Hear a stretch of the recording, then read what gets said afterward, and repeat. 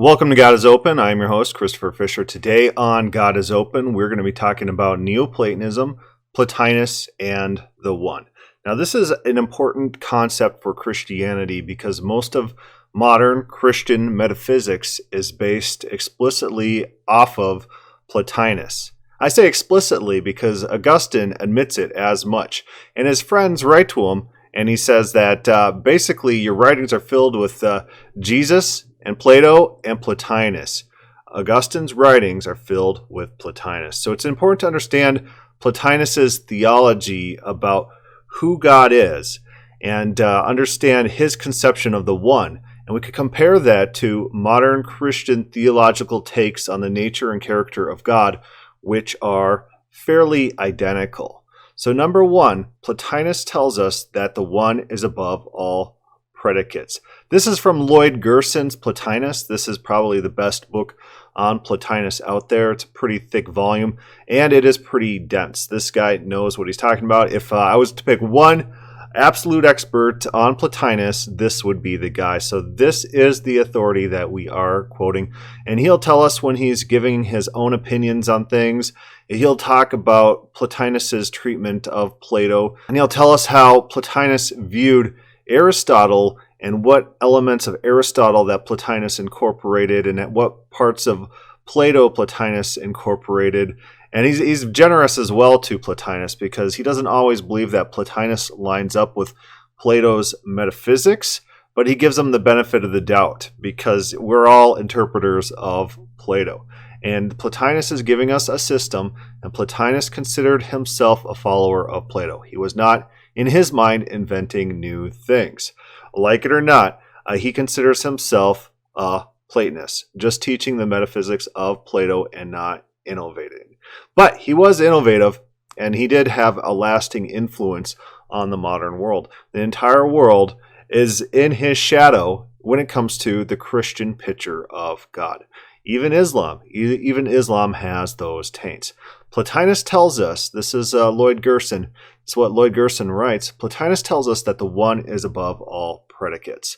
So the one is something that can't be described. You can't give God parts. You can't give him descriptions that add any meaning to God. God is above intellect. And you'll see this echoed in Christian metaphysics, where God is ineffable. This is a fairly standard value. If people don't know what that is, I believe we have a whole episode talking about Christian ineffability. This is a Christian value, Christian, but it has Platonic origins. What Plotinus means, however, is that nothing can be said of the one that implies composition. That is, I hold the composition of essence and existence. You can't give God composition, parts. You can't do that. You can't make them other than simple, simplex. It is sheer confusion to deduce from the denial of all predication of the one that it does not exist at all. But this is not so because Plotinus thinks that existence is a special type of predicate. So a lot of times I'm going to be quoting Lloyd Gerson, and we're going to be skipping over some of the text and going to important call-out points. His next sentence that I highlighted is this: it is sheer confusion to deduce from the denial of all predication of the one that it does not exist at all. But this is not so because Plotinus thinks that existence is a special type of predicate. So existence is a special type of predicate. God does exist in the mind of Plotinus, but that's not giving God predication. And we can't just say, oh, since God has no predicates, then God doesn't exist. That would be a denial of what Plotinus is trying to get at with his metaphysics.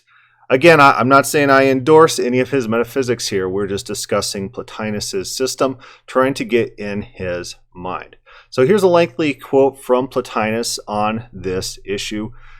How then do we ourselves speak about it? We do indeed say something about it, but we certainly do not speak it, and we have neither knowledge nor thought of it. But if we do not have it in knowledge, do we have it not at all? But we have it in such a way that we speak about it, but do not speak it. For we can say what it is not, but we do not say what it is. so that we speak about it from what comes after it. So Plotinus is giving us a fairly standard definition of negative theology. You can only communicate things about God in a negative sense. What kind of power does God have? He has all power. There's nothing that he cannot do. What kind of location does he have? He doesn't have location. He's above location. He's omnipresent. That's what the definition of omnipresence means, is he's above location. God is defined by what he is not. We could talk about him in negatives. We could talk about him existing. That's a special type of predicate, but only really in negatives. We can't have meaningful thought about what God is. We see this type of mentality flow into Christianity. Maybe you're talking to someone about the nature and character of God, and they'll say, God is above our understanding. Our finite minds can't comprehend him. This is how it manifests in layman Christians. And they might not be familiar with the definitions of ineffability, the concept of ineffability, but somehow or another, this has flowed into their vocabulary, which is this is how they starve off criticism. They've learned this as a defense mechanism. We just can't understand with our puny minds God. From the incompositeness of the one, it follows its simplicity. And we have an entire episode on simplicity, I believe we do, where God cannot have parts. Parts create dependencies, and dependencies mean God can decay, degrade. Lloyd Gerson actually describes this further. Further, the simplicity of the one is not to be equated with emptiness or complete abstractness, like a mere conceptual placeholder. It is not lacking anything possessed by any complex. On the contrary, it possesses everything, but not in such a way as to entail complexity. So in Plotinus's model, the one encompasses the whole world. The one is sustaining the world. Everything is created within the one. That's why in some Neoplatonist charts, you might see the one on the outside ring. And everything that's created is these descending circles inside the one, because the one sustains everything. Everything is created in the one. The one is composed of all things, but it's not a composite thing. Everything finds existence in the one. From the simplicity of the one, Plotinus deduces its self-sufficiency. God doesn't need anything from outside himself. This you will hear in Christianity quite often when talking to individuals like Calvinists, that God can't gain from us. God can't derive pleasure from us. He can't get something of value to make him better. If God was deficient in any respect, he would not be God. What is not simple depends upon its components. This is where Lloyd Gerson is describing the simplicity that we already described, that complexity causes dependencies. What is not simple depends upon its components as a condition of its existence. That which is uniquely without components is self-sufficient. If God isn't self-sufficient, if he has parts, those parts can break down. Those parts can move. Those parts have dependencies. Then God has dependencies. God is not God. Therefore, God is simple. God can't have those parts. That which is uniquely without components is self-sufficient. That which is not self-sufficient depends not merely upon its components, but ultimately upon the one, for its existence comes under the heading of the one's operational attributes. Skipping forward, thus the one is necessarily a se. Remember the word aseity or aseity, whereas other things are necessarily ab alio. God can't have dependencies outside himself. God can't rely on other things that would cause deficiencies in God. God is self-sufficient. God is self-existent. God can't, if God were to depend on something else, that would create dependencies. He wouldn't be self-sufficient. He wouldn't be self-existent anymore. He could be related to other things. He has dependencies on other things. He gains from other things. That causes complexity. So all these attributes are interwoven. Ineffability, simplicity, and here, aseity, pure actuality. God is pure act. And we'll be talking about that further on. The one is also perfect. This language here, the perfection, is very much Platonistic. This hails from the Republic, in which Plato starts talking about what makes something perfect or what makes something deficient, and change makes something deficient. When Christians start talking about that which is changes cannot be perfect, it has to be less than perfect, therefore God cannot change, that formulation is from Plato. It's Platonistic. And so perfection language, and people try to get you in a gotcha. They say, oh, is God perfect? But they want to load it with these theological assumptions. Their perfection is Platonic perfection, not the common understanding of the word perfection. So if you refuse to affirm their categories, they'll say, oh, you don't think God is perfect, blah, blah, blah, blah, blah. But what they want to do is they want to have Platonic perfection. So a better way to handle that maybe is, let's not do the non-central fallacy. God is perfect using the normal definition that refers to his goodness, that God is righteous and good.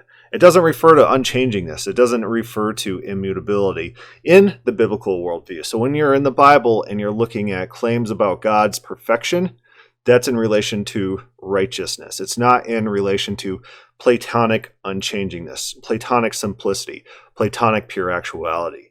The one is perfect owing to its own essence. This implies that essence in everything besides the one entails imperfection. Change means imperfection. Complexity means imperfection. The perfection of the one derives from the fact that there is eternally no gap between what the one is or what the one can or will be. There's no change in the one. Immutability, and God doesn't have potency, the ability to be other, potentiality. He's pure actuality. Whatever God is, God is. God cannot be other than what God is, which creates some problems that are addressed in Plotinus and also in Lloyd Gerson, where you're fighting about how creation works. Remember in our book by Dwezel about God's simplicity and pure actuality, he appeals to mystery. How can God create the universe with potentiality if God is pure actuality? How can he choose between options? And he appeals to mystery. And Plotinus kind of basically does the same thing. You have to try to build some sort of mechanism to shield God from possibility, because God is pure actuality and can't actualize between options.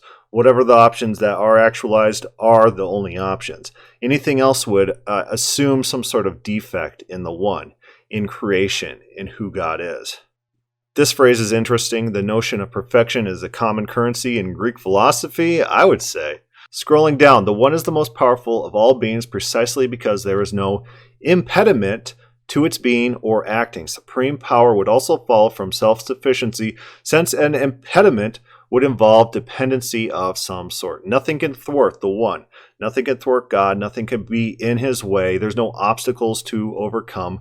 There's a supreme power. There's a supreme creation which cannot be thwarted according to the supreme will. These are Calvinistic concepts that we see when we read about Platonism, when we read Lloyd Gerson, a Platonistic scholar on Plotinus, talking about what Platonism entails in the one. A lot of similar themes to Calvinism pops up. The entire world is created from God's unalterable will, and it actualizes exactly as God wants it to, without giving anything back to God. Creation reflects God's glory rather than gives him something that he was lacking. He doesn't relate to his own creation. Creation is an eternal, simple act that's identical with his essence. These are Platonic concepts. They're not going to be found in the biblical worldview, but they are found in Plotinus and fairly explicitly. Scrolling down, the one is evidently eternal. I say evidently because Plotinus does not actually say that it is.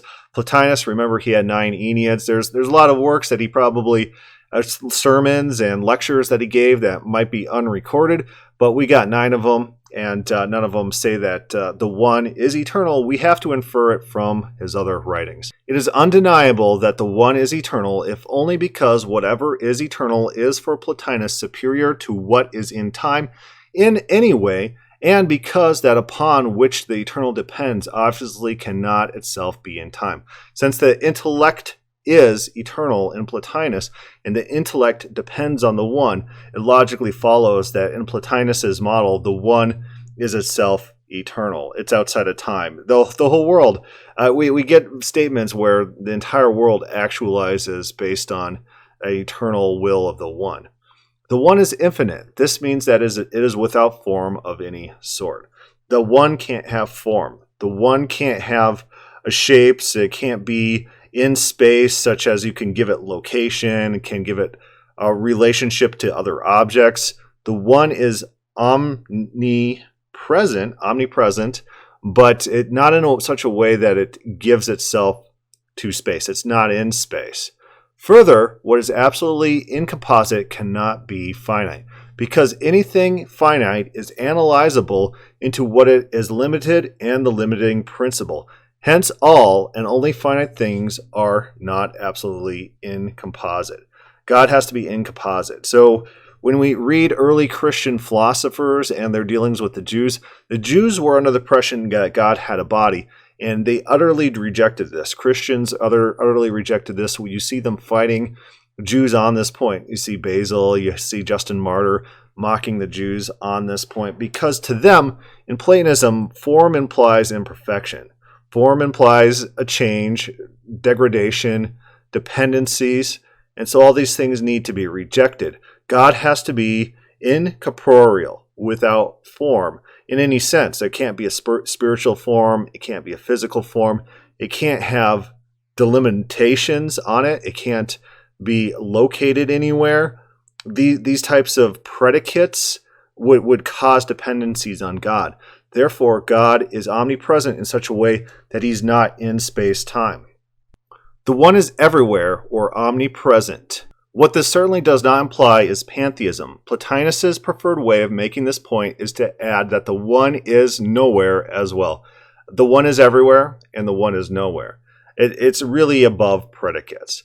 Scrolling down, one reason why Plotinus blithely conflates the form of the good and his own primary arxe, the beginning, is that his belief that Plato himself identified the former with the subject of the first hypothesis of the second part of Parmenides, namely an ineffable one, having neither essence nor any predicate. This paragraph here I highlighted just because it shows Plotinus' mindset when he's reading Plato, and so he'll conflate different aspects from different parts of Plato's work and assume meaning in it and maybe extend it based on what he expected Plato to believe about these concepts, which are not necessarily in Plato's texts themselves, but can be pieced together.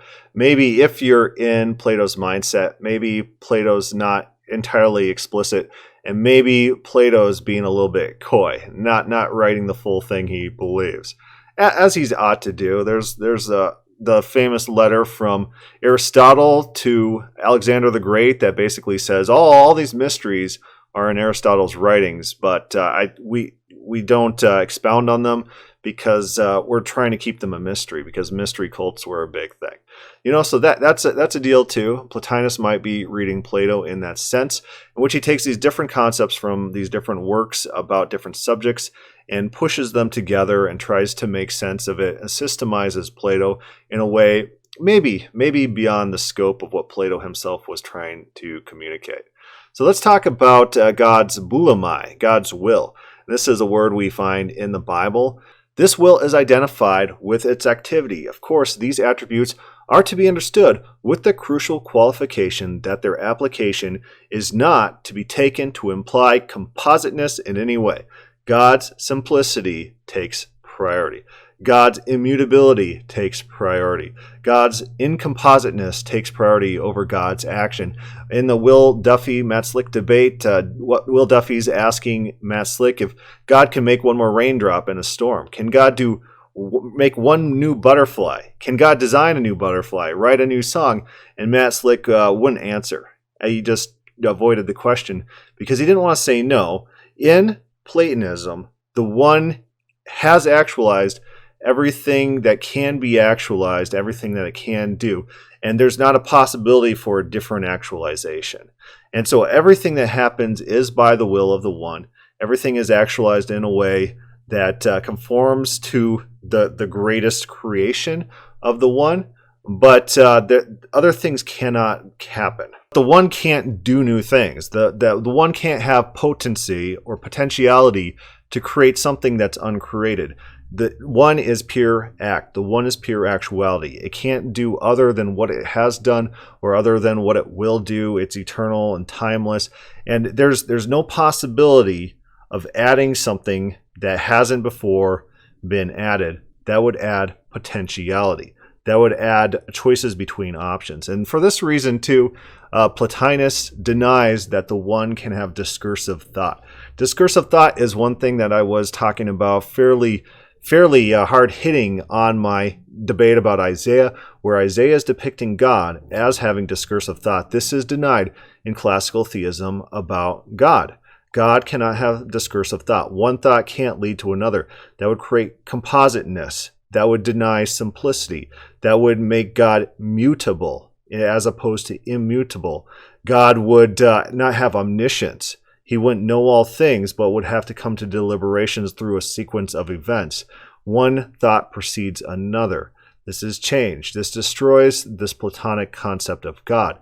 He writes, but it is here precisely that one wants to say that compositeness is unequivocally essential to having life or will, in which case such attributes may be merely gratuitous or honorific as applied to the one, but philosophically groundless. And so when Christians might argue with a Calvinist and say that God is dynamic, God is living, and living implies change, implies the ability to do new things, involves potential.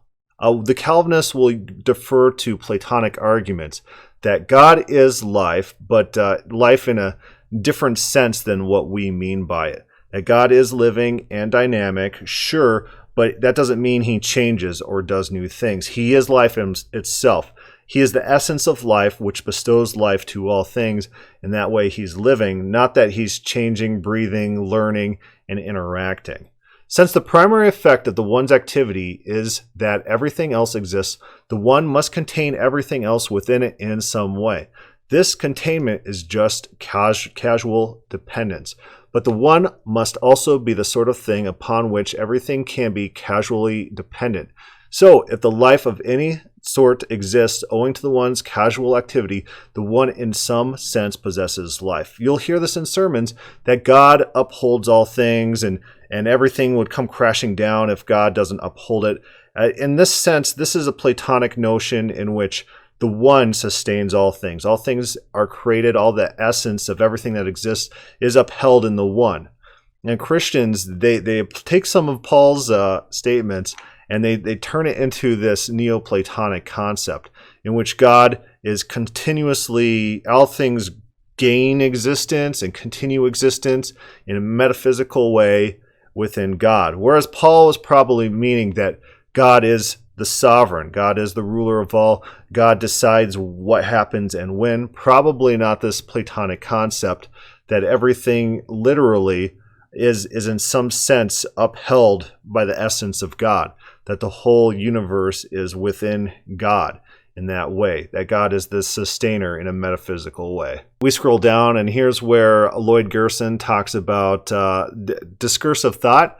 The crucial step in Plotinus's alteration of Aristotle's argument is in his insistence that if the good is achieved by thinking, then there is a distinction between the good in itself and the good that is achieved by thinking. The justification for the step, as we shall see more fully in the next chapter, is that thinking is essentially a complex activity and so is not unqualifiably self-explanatory.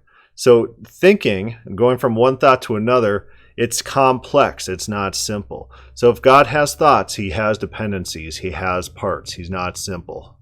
So talking about the one's intellect, his thought, the one neither thinks of itself, as does Aristotle's God, nor thinks of anything else, which would, of course, be inferior to it. God cannot have thought. Thoughts imply discursive reasoning. One thing leads to another. God can't have that type of intelligence. It has to be a different type altogether. We read this. This is so because thinking implies an imperfection, specifically non-identity between thinker and object of thinking. Since thinking is goal-directed and since thinking is a kind of identification between subject and object, Even perfect thinking is not unqualified perfection because of residual duality between subject and object must remain. If God had thoughts about objects, there would be inter-object dependency. That's what this is saying. To move from this conclusion to the further conclusion that the one is beyond cognition altogether requires the premise that all cognition entails the imperfection of thinking. The one is above cognition. Remember, in classical theology, God knows everything in one eternal act that's identical to his essence. He doesn't gain information from outside himself. He just inherently has all propositional knowledge. William Lane Craig is on that video declining that type of experiential knowledge in God. God has propositional knowledge of all things. He doesn't think about things. He doesn't have discursive reasoning. Instead, he just knows by virtue of his essence, his being, not from outside himself.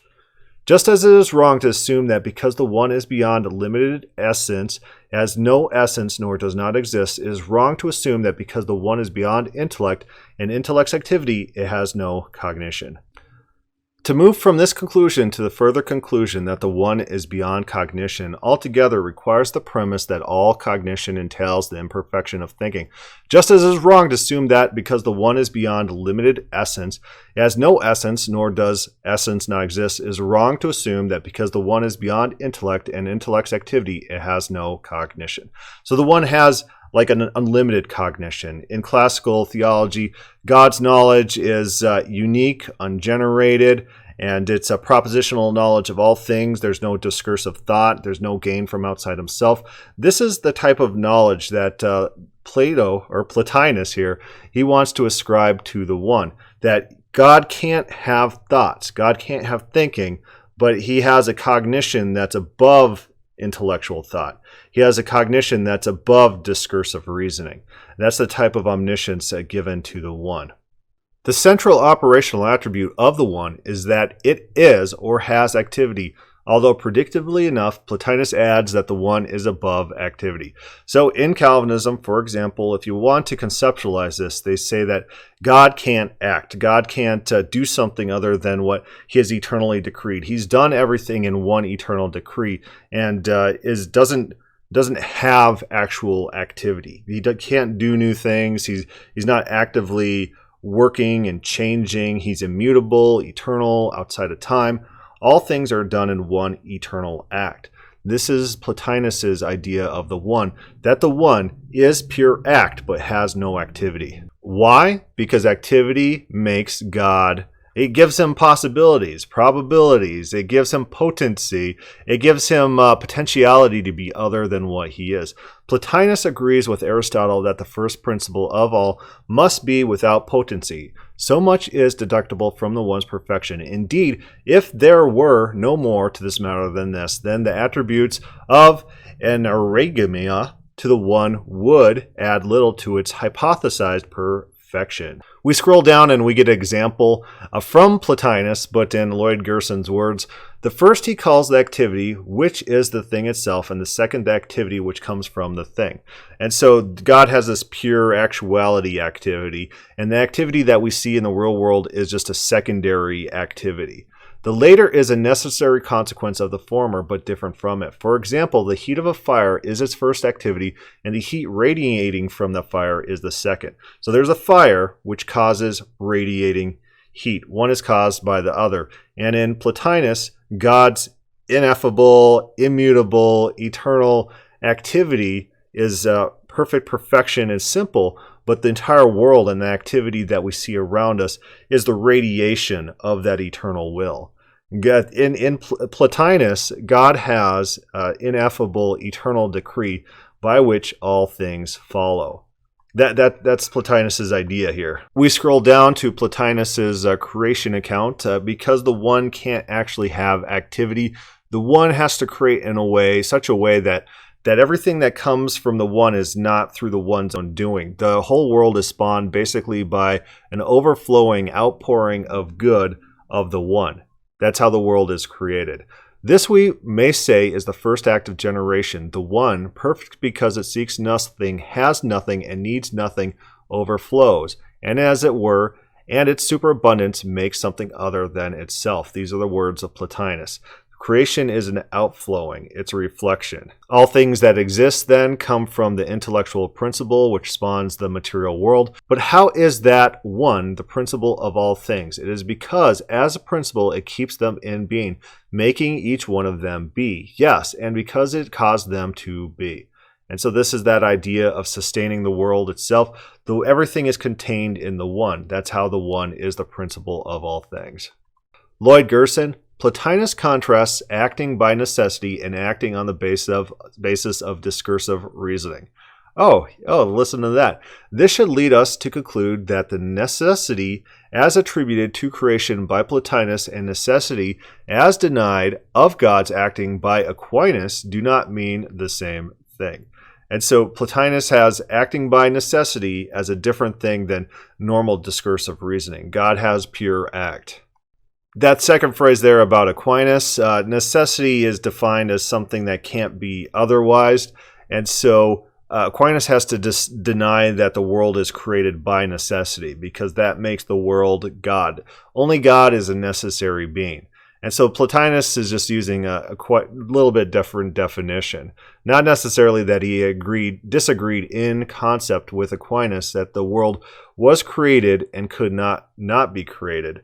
Instead, that they're using different definitions of that world. Creation is not by necessity in Aquinas, nor is it in Doesel. We talked about that a little bit. That would make mankind on the same status as God.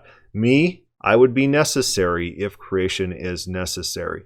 And in classical Christian theology, not necessarily in Plotinus, it might be different categories there. Scrolling down, another quote by Plotinus on the method of creation. This intellect, when it has come into being, turns its back upon the one and is filled and becomes intellect by looking towards it. So the intellect is a change.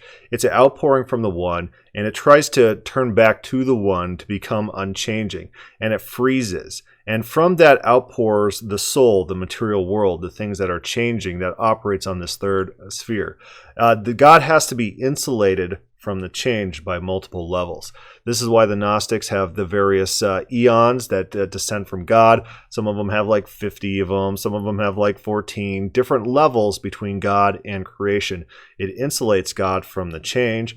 This is a very Platonistic concept. This is Plotinus's metaphysic, so that we see in operation.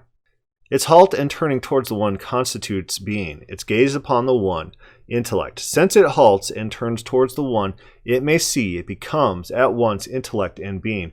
Resembling the one, thus intellect produces likeness, pouring forth a multiple power. This is an image of it, just as which was before it poured it forth. This activity springing from the essence of intellect is soul. The soul is the material world, which comes to be this while intellect abides unchanged. For intellect too comes into being while that which is before it abides unchanging. The soul does not abide unchanging. When it produces, it is moved and so brings forth an image. The material world is changed. The material world is degradation. The material world is evil. The evil is the lack of the good. The good doesn't actually create the evilness.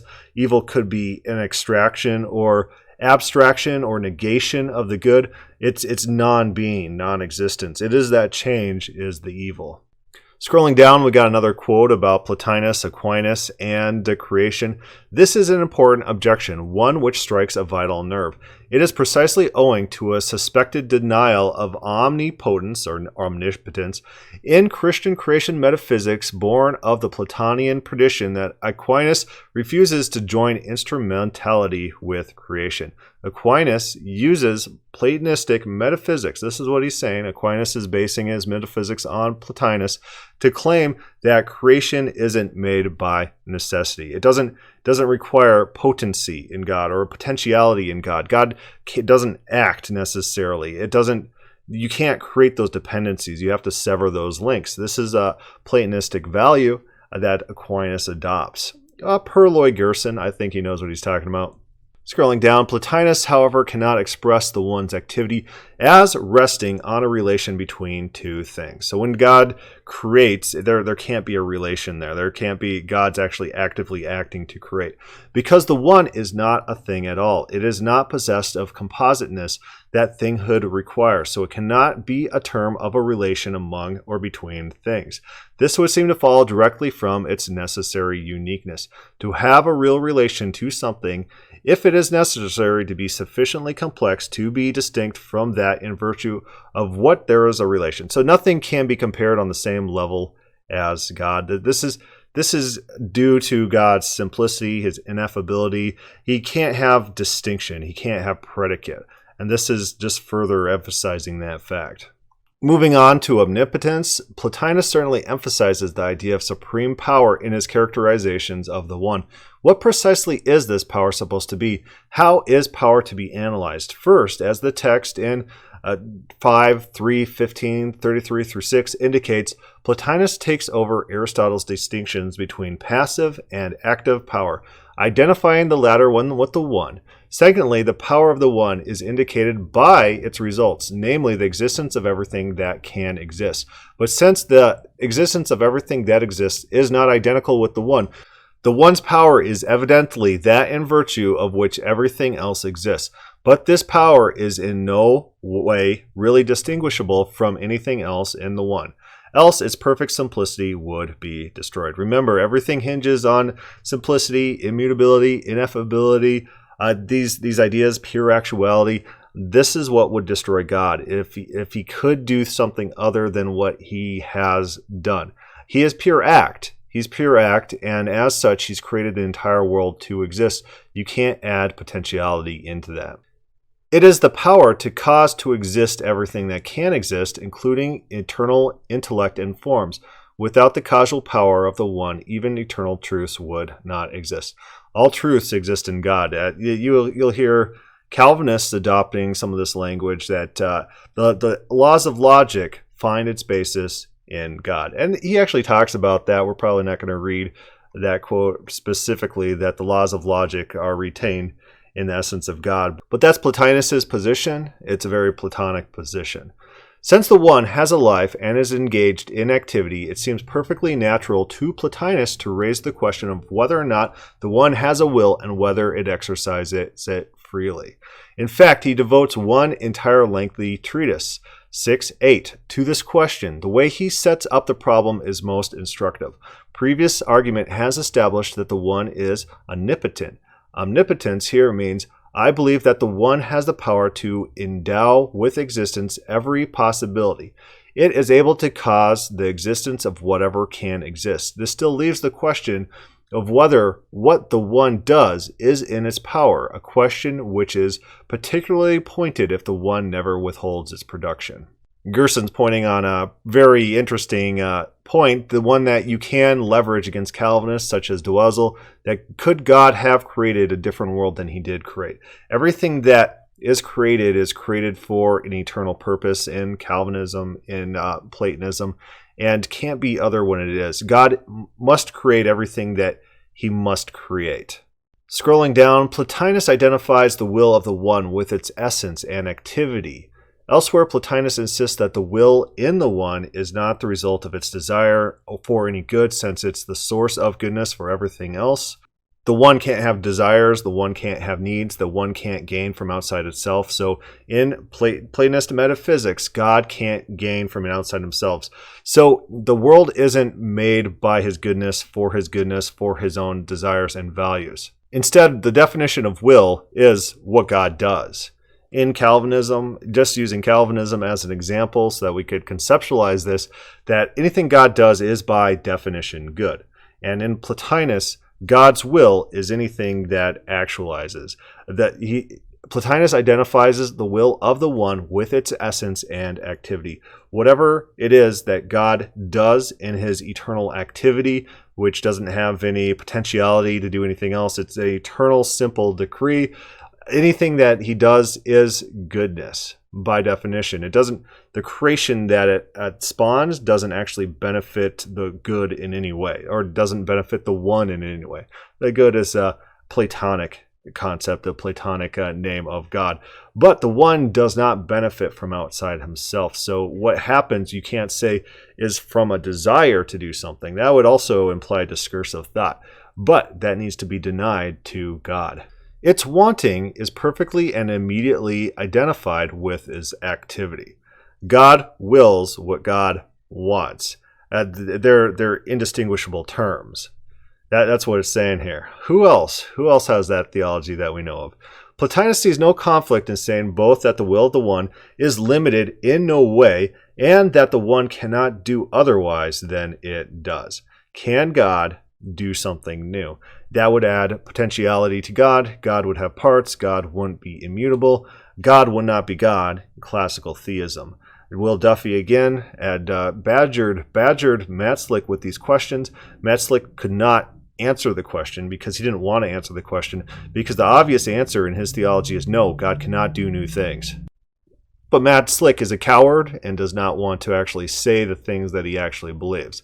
It doesn't do him good rhetorically. He's a man of rhetoric. He's a man who cares about the phrasing, and the phrasing always has to be positive about his theology. He will not admit his own beliefs. He's ashamed of his beliefs.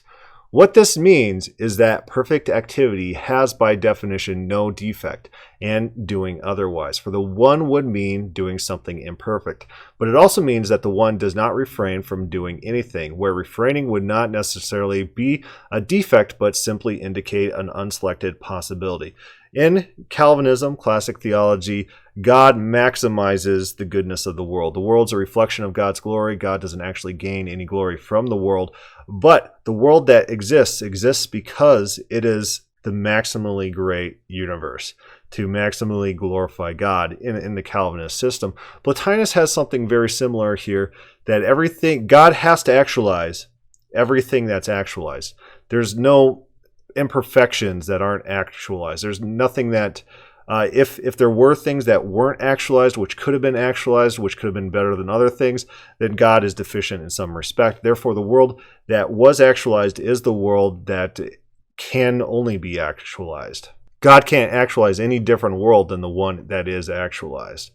Plotinus interprets universal pronoun as kata noun, given the fact that there is no time before which the universe exists. Providence is the functioning of the world according to the truths contained within intellect. So there is a providence within Plotinus, and you could equate this to the Calvinist idea of predestination, that everything must happen according to the eternal will of the one, according to the eternal decree, as we have seen. These are parallel concepts. The existence of the one guarantees providence, evidently because providence is a property of dependent existence. Second, while affirming that all things happen as the one wishes, everything happens according to the will of God, right? He insists that it is not related to anything outside it, but rather is entirely related to itself alone. Though everything happens according to the will of the one, it's not in relation to the one. The one's not gaining or interacting or has relationships with the things that happens. This seems to mean that the effect of the divine will is present in all that exists, without this producing a real relation between the one and everything else. Where have we heard this theology before? It's sounding so familiar. So familiar. What the one must know, in a manner of speaking, however, is that it is the goal of everything that exists, and everything that could exist does exist, for it knows itself as activity that is boundless. That everything happens as the one wills follows from the one's infinite power. The one has omniscience in the respect that it knows all things that it wills the entire world to exist in a particular manner. It has basically this ungenerated, ineffable a will that's identical to its essence, that is timeless and non-discursive, non-generated, not from outside itself. This is sounding so familiar. From there, we get to the end of the chapter, but this is a fairly good book. I would suggest at least reading this chapter and understanding, trying to get familiar with the Platonistic ideas of the one, because we see it everywhere. Modern Christianity is almost entirely enamored with this type of thought, this type of thinking, this rationale. You see it in arguments. People who don't even understand metaphysics will resort to these arguments. How often do you hear people say that evil is the negation of the good? things like that. That's coming directly from Plotinus' own thinking, filtered through the lens of Augustine. But in summary, let's talk about the one. The one is simple. That means it has no parts, no compositeness. It's ineffable. We can't speak intelligibly about it. Its existence is not related. It doesn't actually gain anything from outside of itself. It doesn't have any dependencies. It doesn't have any relationships in which it could be deficient, in which there could be moving parts, which would create dependencies and change. Can't have anything like that. It's pure actuality. It has a will that it actualizes. It predestines everything to happen on earth. Not because it desires goodness, because its act is goodness, according to Plotinus. It has these powers such as omnipotence, in which it actually controls all things. Everything is fated. Everything has providence, quote unquote, applied to it. And it has ungenerated knowledge of a unique type that isn't of discursive thought. These are the attributes that we can apply to the one. And in traditional Christian theology, they're basically identical to the normal classical Christian picture of God. Why are they identical? Because, as Augustine writes, that the only thing that Christianity gave him was Jesus. All else, his conception of God, was borrowed from the Platonists. That's what he literally wrote, and that's what we have today in the modern society. And he wasn't the only one. This is very attractive thought to philosophers of the day, people who were high and mighty. Plotinus himself was a fairly popular teacher. Christians not so much, and so they're hanging on to his coattails, trying to gain dominance and relevance at that time. But they adopted this popular theology, this popular way of looking at God. And does it align with the Bible? The biblical authors had no knowledge of any of these concepts. Nowhere in the Bible do we see this. Nowhere. Anyways, questions, comments, put that below. Start a thread on the God is Open Facebook page. And thank you for listening.